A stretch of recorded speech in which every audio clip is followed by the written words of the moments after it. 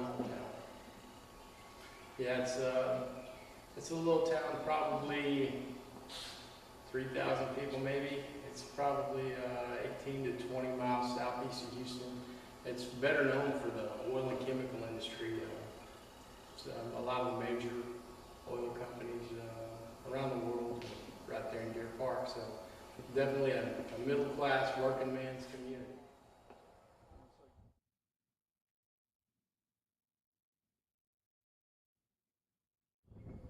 When you're in the club atmosphere and you're trying to get people out of their chair to move their feet, you definitely want to have a song that's going to do that. And In My Mind is one of those songs that never fails. It's always out there for you. Every time it's played, I've never seen anybody be able to sit down. She had nothing more to say. Tell me where she is tonight. 'Cause I'm laying down my head. I got photos for my pillow,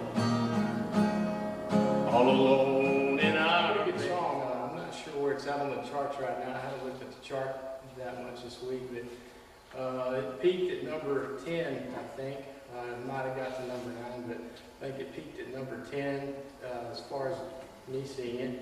And but it's a good song. It has a lot of potential. It's been on the charts for 12. Another perfect day for missing you. I don't see no hope on the horizon. I can't feel no.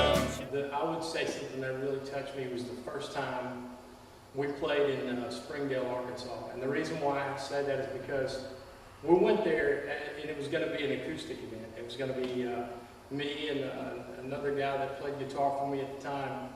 And we was just going to go up there and do this acoustic event at this little coffee shop location they had set up for us.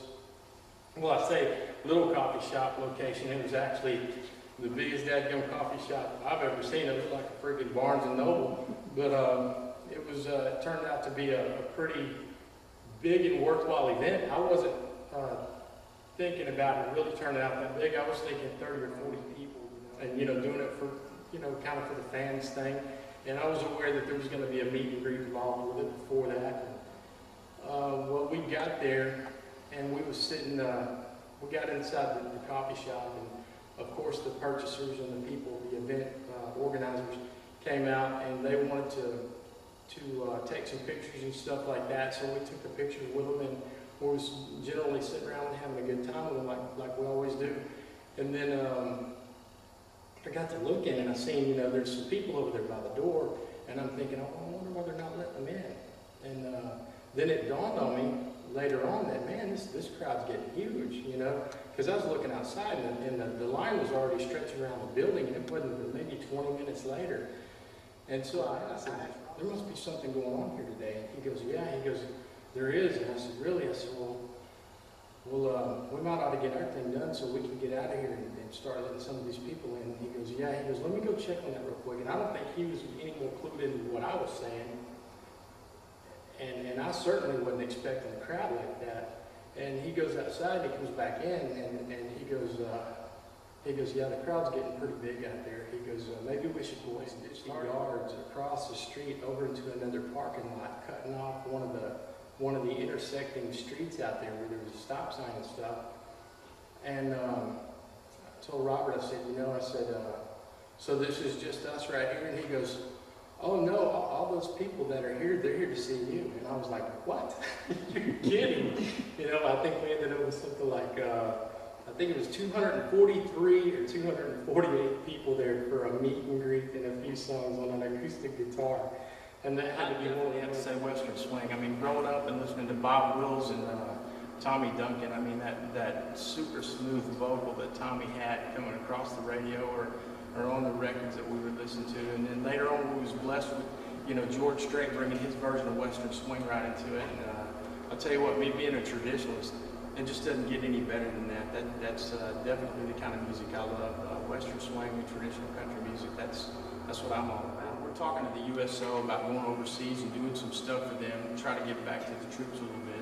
And we're working on putting together our own concert festival, which should be kind of interesting. We're trying to get that launched over in Central and Southeast Texas, so we're hoping that's going to come together. Yeah, we're looking to get back out there in fairs and festivals and in front of the people, and we're also planning on doing some charity work in 2009 as well. And I miss her, missing me.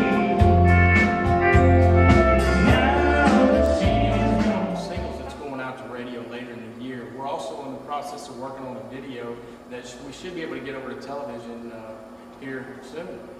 We're also in the process of getting some live footage together so we can do a live release later in the year.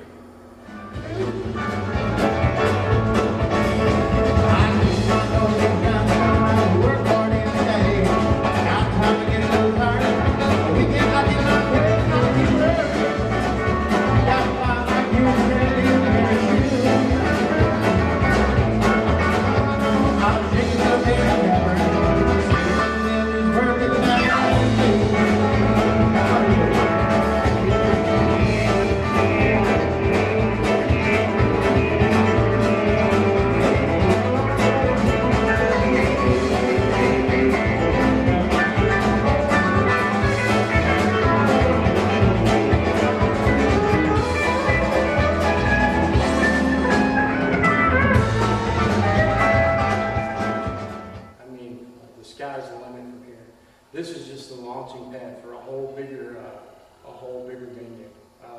From this year, right when we leave off with the USO tour, or maybe even before, depending on which comes first, our own country music festival or the USO tour, we're still going to go nationwide. We've got shows that we're probably going to be doing down in San Antonio, California.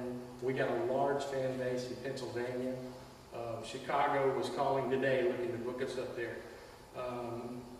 You know, the sky's really the limit for this band and for myself. And we've really been lucky to be able to get some of the dates and the venues that we've been capable of playing. But then again, we really do work hard to try to get there.